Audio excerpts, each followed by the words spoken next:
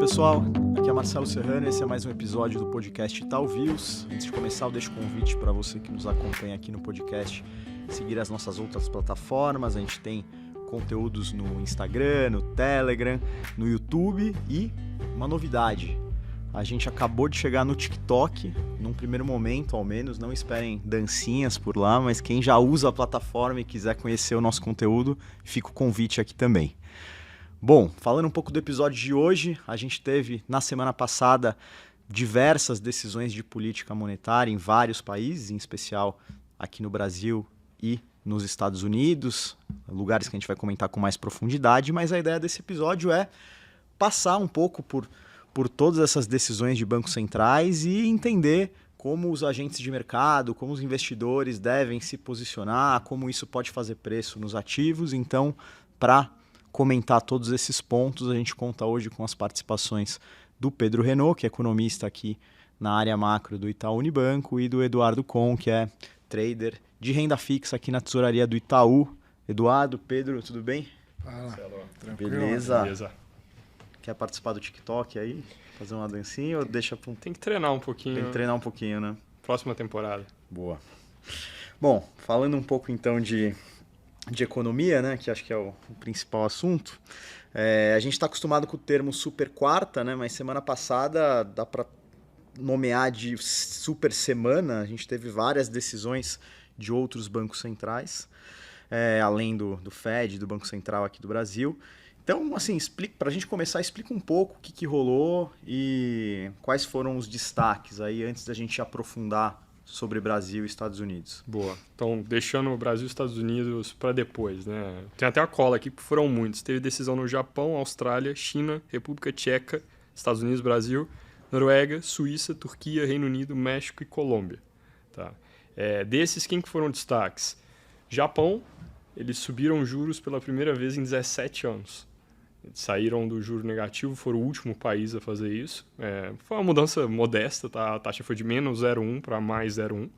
Devem continuar subindo de forma bem gradual, porque no final lá o desafio é completamente outro, né? Eles querem fugir da deflação, há anos eles vêm, décadas, trabalhando nessa frente. A inflação está começando a se firmar em alguma medida, eles tiveram reajustes salariais que foram o que trouxe confiança para o Banco Central se mover. E aí esse foi um negócio, vamos dizer, meio diferente que aconteceu na semana. Suíça, destaco porque foi o primeiro dos desenvolvidos a cortar juros. O que a gente acha que acontece daqui a algum tempo nos Estados Unidos e na Europa, por lá já veio, foi de novo o primeiro puxando a fila ali. A gente teve México, destaque também, porque é dos vizinhos nossos aqui da América Latina, dos grandes, o último país que ainda não tinha se movido, cortou. Por que eles demoraram mais? Em grande medida por estarem mais ligados ao ciclo americano, tá?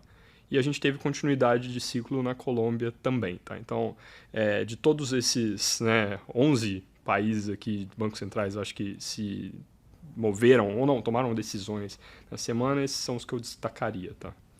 Bacana. E Eduardo, de tudo isso que o Pedro colocou, alguma coisa de fato dita mercado, faz preço, ou é o movimento do Fed mesmo que mexe nesses ponteiros aí? Olha, com certeza o Fed é o cavalo principal, né? Que todo mundo fica de olho, é quem manda na economia do mundo. Mas dentre os países que o Pedro falou, o Japão teve até uma certa relevância, né? Essa história de Yield Control Curve, ele vinha pegando em mercados IEM. O Japão é um grande financiador, vamos chamar assim, né? As pessoas fazem o financiamento das suas apostas em IEM, faziam muito tempo no Japão, porque era uma coisa suave, controlada, e a partir do momento que ele se move, então fica meio estranho uma lag do trade que você vai fazer em IEM. Então ele até que mexeu, mas sem dúvida nenhuma, Estados Unidos é onde todo mundo fica de olho, é o que realmente moveu e vai mover os mercados daqui para frente. E o que você achou da reunião lá nos Estados Unidos? Para muitos analistas, o Banco Central americano não subiu o tom mesmo em um ambiente de piora da inflação. O mercado parece ter gostado. Como é que é um pouco a tua avaliação disso? Eu acho que o que aconteceu foi uma movimentação de mercado para uma decisão mais rock. A decisão, de fato, não veio rock, mas bateu na trave. Se você olhar os dots, eles estão por um voto para virarem 2 dots em 2024. ficaram em 3, mas na trave. Então, teve um alívio, porque o mercado se posicionou para uma decisão mais rock. As treasuries americanas, elas vinham abrindo, elas chegaram a um patamar acima de 4,30, 10 anos. E aí, conforme a decisão foi dita, elas voltaram, mas não muito. As treasuries acho que bateram hoje no overnight, o low aí de perto dos 4,20, voltaram aí uns 10, 12 bases. Trouxe um alívio em geral para o mercado, sim, vamos ter corte, vai ter o ciclo de afrouxamento monetário, mas muito data dependent. O Fed vai ficar de olho aí nos dados de emprego, então vai ainda ter muita volatilidade nos dados que tem para sair lá fora, tanto de inflação quanto de emprego.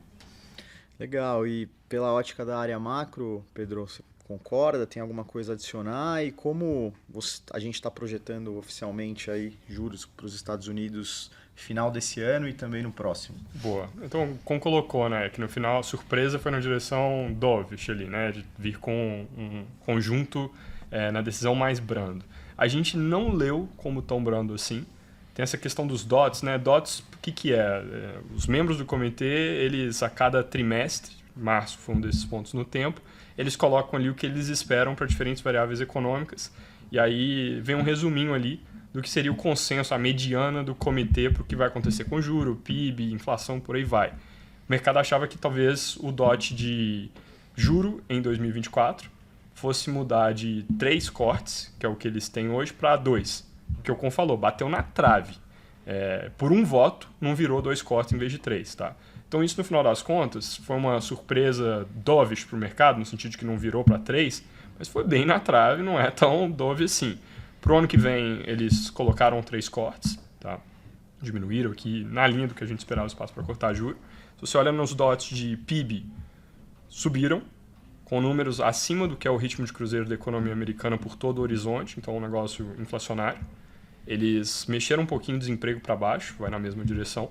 Os DOTs de inflação ajustaram um pouquinho para cima. Se você for ver qual que é o juro real que está implícito ali na conta deles para o médio prazo, longo, subiu, mostrando talvez o ponto de equilíbrio da economia, na opinião deles, é mais alto.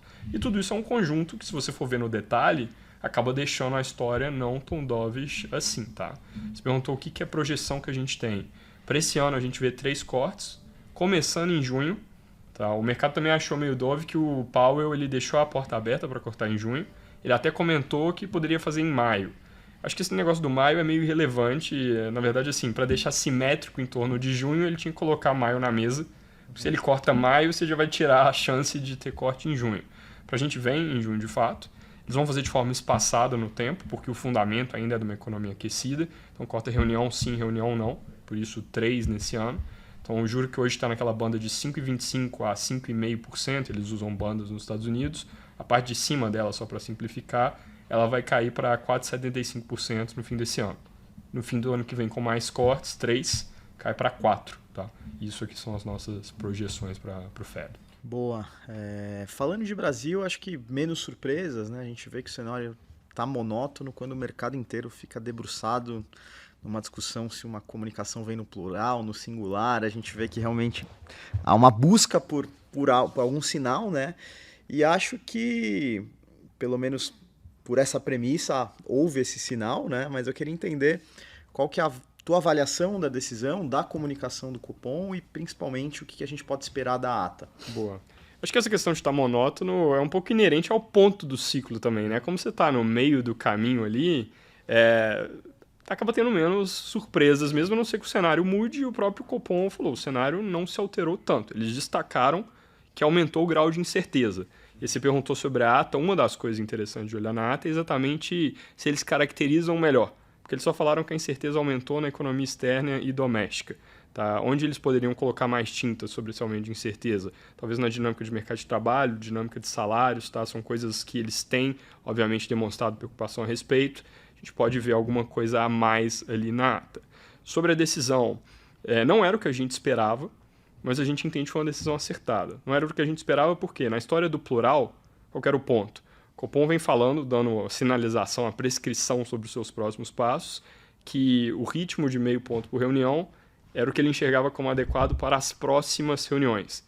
E ao usar esse plural, ele está cravando pelo menos 2. Tá? Então essa é a história do plural. A gente achava que eles iam dar uma amenizada no plural, falar essa frase é o adequado para as próximas reuniões neste momento. E essas duas palavrinhas, neste momento, em política monetária, elas são um sinal ali de que você pode mudar de opinião relativamente cedo. Eles não fizeram isso, eles foram direto para o singular. É a forma mais simples de dizer o seguinte: eu estou ganhando aqui liberdade nos meus movimentos. Tá? Ao mudar para o singular, ele abre a possibilidade de mudar de ritmo a qualquer tempo. É automático que ele vai fazer essa mudança de ritmo? Não. Implica automaticamente uma mudança de taxa terminal? A gente, por enquanto, continua esperando 9,25% ao final do ciclo, tá? Que seriam, hoje, mais 2 de 50, mais 2 de 25. A gente vai mudar esse ritmo? Vai mudar o nível terminal? Vamos esperar a ata para ver. Tá? Sai agora, né, em breve. Mas, a princípio, o cenário está consistente, até porque se olha para as projeções de inflação do Banco Central, elas não mudaram. Então, 9,25 que eu projetava lá atrás, que é o que parecia caber com o conjunto de informações, se a projeção de inflação não mudou, ele parece caber da mesma forma. Tá? Perfeito. Pensando na ótica dos agentes de mercado, Eduardo, bom, Pedro cravou aqui que a nossa projeção se mantém, mas começa a ficar um ponto de interrogação em torno desse ponto terminal aí do ciclo, e a própria comunicação, que sempre evitou e não trouxe volatilidade com essas sinalizações mais claras, agora deixando um pouco mais aberto, a gente deve ver um pouco mais de volatilidade. Como é que você avaliou tudo isso? Olha, eu acho que eu também, juntamente com o Pedro, eu não achei que eles iam tirar o plural, eu estava bem comprado aí na tese de que eles iam colocar esse neste momento, mas, por outro lado, me foi argumentado que o momento para tirar o plural era perfeito, porque os preços de mercado tinham caminhado para isso.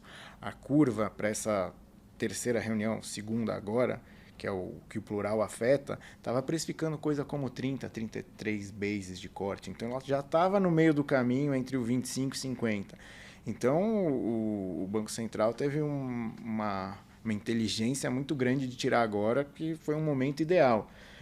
Então, você vendo a reação do mercado, ele nem reagiu tanto, porque a reação já aconteceu anteriormente, por outros motivos. O mercado veio se ajustando ao cenário externo, como a gente falou, tinha um receio sobre a decisão do Fed. Aqui os dados, tanto aqui quanto lá fora, os dados de inflação e de crescimento surpreenderam para o lado mais forte, então o mercado já se ajustou. Então achei muito correta a decisão de tirar o plural, simplificar, ganhar esse grau de liberdade, como o Pedro falou, e se os dados contribuírem, eu acho que ele consegue continuar no ritmo de 50 sem problema nenhum, mas ele não está mais amarrado, né, nisso, então ele está com essa liberdade para fazer. A gente, o Pedro pode comentar melhor, tem uma expectativa que a gente vai ter esse arrefecimento de inflação, então. E acho que o bottom disso, da inflação mais baixa, é em junho. Justamente quando ele, na teoria, tem que decidir entre 25 e 50. Então, acho que dá para caber uns 50 aí tranquilo. Em relação à taxa terminal, acho que mudou pouco. Ninguém espera nada muito diferente dos 9 e 9,5. Aí vai ser o ajuste fino, vai ser a emoção do final de ciclo. Mas, por hora, fica o cenário igual. E, Pedro, você já cravou que a gente mantém a projeção, mas como você avalia talvez um balanço de riscos aí para essa projeção, se a gente colocar na conta desde o fiscal até o que a gente tem visto de atividade, principalmente uma inflação que parece exigir mais atenção agora? Boa. Sim, só qualificando, projeção mantida até ver detalhes na ata, né? Pelo comunicado não tem coisa ali para a gente mudar, pode surgir algum tipo de comentário ali que nos chame mais atenção, tá? Exatamente sobre esses riscos em torno do balanço ali que você me pediu para fazer para os juros. Por exemplo, se vem mais cor de que eu tenho uma preocupação crescente no comitê com a dinâmica de salários. A gente tem visto uma dinâmica de salários pressionada, tá? Quando a gente olha para o nosso balanço de riscos para a inflação em 2024, o principal risco de alta, eu vejo, ela vem do mercado de trabalho.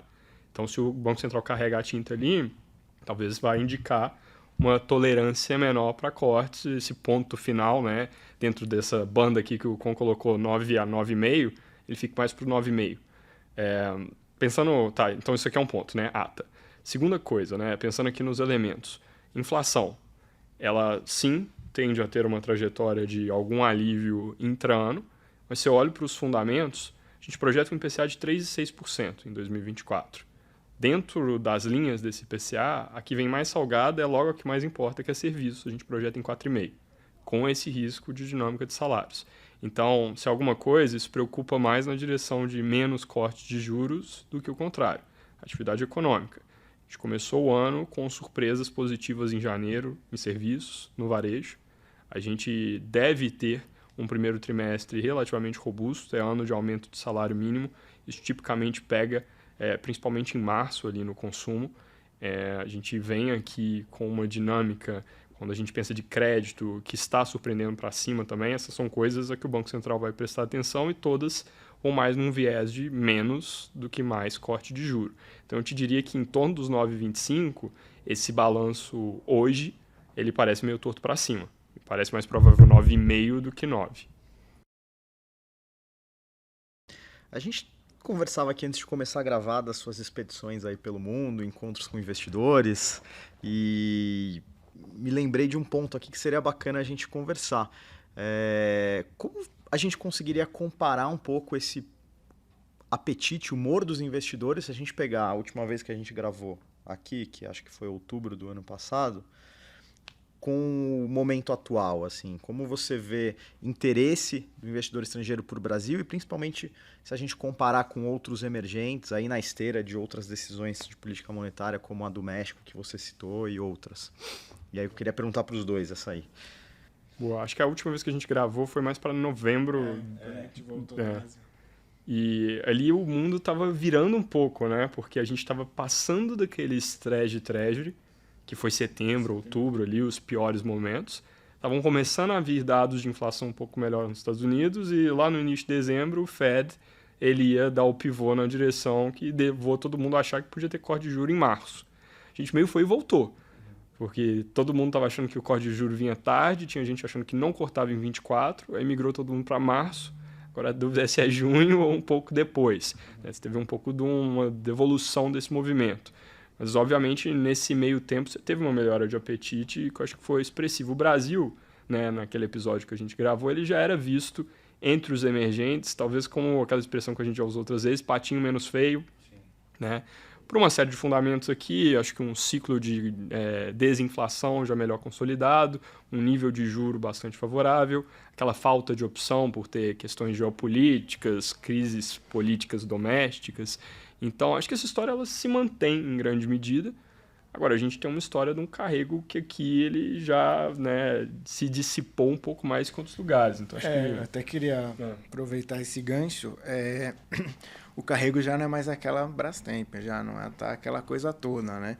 Então, eu já estou tendo muito questionamento sobre ruídos. A gente tem ruídos na política, intervenções em empresas, teve um caso específico aí da Petrobras, então já tem muito cliente estrangeiro me perguntando, mas mudou a chave, o governo mudou, agora é desse jeito, ou é ruído? Por quê? Porque justamente o prêmio de Brasil já não tolera mais tanto... O diferencial de juros. Exato. Então, já estamos... Não dá para errar muito aí na política econômica como dava antes, quando a sua taxa de juros era bem maior que dos seus competidores, né? Mas ao longo do ano a gente teve bastante cliente interessado, a gente viu um movimento grande aí de estrangeiro alongando os seus investimentos, comprando títulos mais longos e vendendo os da barriga da curva. Então, acho que eles conseguiram surfar bem esse ciclo de afrouxamento monetário até então. Vamos ver aí para o final que vai ser um pouco mais sofrido e, como eu falei, não dá mais para fazer tanta besteira aí na política econômica que o Brasil já não paga tão bem como pagava no passado. Boa. E para fechar, Eduardo, aquela pergunta tradicional aqui, sempre que a gente recebe alguém da tesouraria, investidor, pessoa física, tem uma alma de tesoureiro ali, ele quer saber, quer tentar replicar os movimentos. O que você resumiria de trade idea, se a gente considerar tudo que a gente falou aqui, pensando em posições que são interessantes, tanto olhando para juros Brasil, quanto movimentos globais também? Olha, a gente lá na tesouraria, a gente gosta um pouco aí da história americana de aplicar o juro. A gente acha que depois desse Fed que veio aí um pouco mais dove, vai abrir um espaço para ter uma melhora no juro americano, um fechamento do juro americano. Obviamente, se os dados forem do lado certo, ou seja, uma inflação controlada, um emprego dando uma arrefecida, a gente acha que tem um catch-up aí para fazer. Esses 10 anos, no começo do mês, estava perto do 4 baixo, agora está quase 4,30 de novo, então você tem um prêmiozinho aí para pegar nesse juro americano, e se isso acontecer, obviamente, emergentes vai se favorecer, Brasil também. O Brasil, o trade de juros do Brasil é um trade mais boring, né? O Banco Central fez muito bem, hein? Ele tirou a volatilidade. Então, é o que eu falei, 9 com 9,5, beleza, vamos apostar no 9, o carry é alto, custa caro, se não anda, você deixa o dinheiro na mesa. Então, o que a gente gosta de fazer lá na tesouraria é apostar nesse range, mas via opções. Porque daí eu gasto menos dinheiro. O carry tem sido cruel de posições aplicadas no juro sozinho. Então, é mais fácil fazer por opções. Fora isso, um cenário bem complexo, né? Tá, como você falou, tá bem amarrado, bem difícil. Então, eu concentraria aí, tentar acertar esse range. Se fosse para chutar, uma arma na cabeça, como o trader gosta de falar, arma na cabeça, no 9 é para cima ou para baixo, eu estaria ainda para baixo. Eu apostaria que, olhando o governo, tudo que aconteceu até então, a gente já viu no passado, o momento que a economia começar a desacelerar, vai ter uma pressão enorme para se cortar juros nesse país. A gente já viu isso, e eu acho que isso pode acontecer de novo, mas por hora, acho que não. Acho que esses 9,5 de terminal de Selic tá bem precificado. Bacana, acho que a gente conseguiu cobrir bem a pauta de hoje. Queria novamente agradecer as participações aqui do Eduardo e do Pedro no episódio. Valeu. Sempre à disposição. Marcelo. Valeu. Próximo sem dancinha ainda, né? Cara, vamos ver. Ou dá uma pra gente ensaiar. Dá pra pensar em algum movimento inicial. A Gabi, que é a head do TikTok, ela vai passar as orientações aqui, de repente a gente pensa em alguma coisa. Vamos fazer uma coisa assim, quando chegar em X mil views, a gente faz a dancinha. Ou a gente pode fazer uma faz a apostinha. aposta da taxa terminal, quem perder faz a dancinha. Aí você mescla os assuntos, né? A gente mescla os assuntos.